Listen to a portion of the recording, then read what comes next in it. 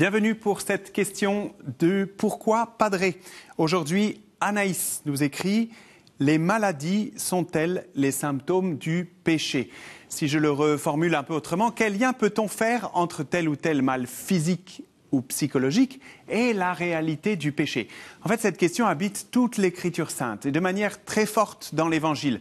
Au fil de notre lecture de l'Évangile, nous allons tomber sur un aveugle, un paralytique, un lépreux qui s'approche du Christ Jésus et celui-ci leur pardonne leurs péchés.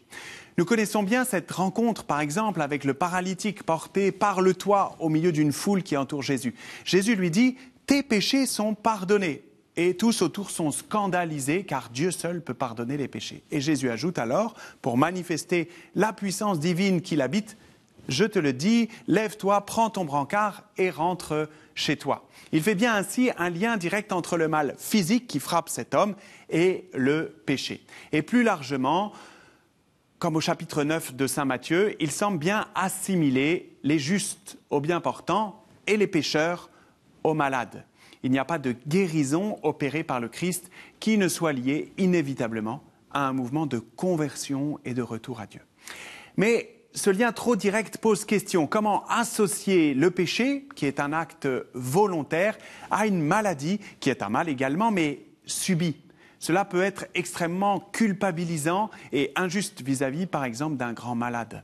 On voit bien qu'il n'en est rien lorsqu'on regarde, par exemple, la vie de Carlo Acutis, profondément habité par l'amour du Christ et pourtant emporté à 15 ans par une maladie. Aussi, la réflexion dans l'Évangile va plus loin. Lorsque Jésus guérit l'aveugle né dans l'Évangile de Jean, eh bien, ses disciples l'interrogent. « Rabbi, qui a péché, cet homme ou ses parents pour qu'il soit né aveugle ?» Et Jésus commence sa réponse de manière très tranchée, « Ni lui, ni ses parents ». Ainsi, nous voyons bien que s'il existe effectivement un lien entre les maladies et le péché, pour reprendre les termes de la question d'Anaïs, eh bien, ce lien n'est nullement direct. La maladie qui me frappe reste un mal. Et en cela, elle est absurde au sens propre du terme, c'est-à-dire qu'elle n'a pas de sens.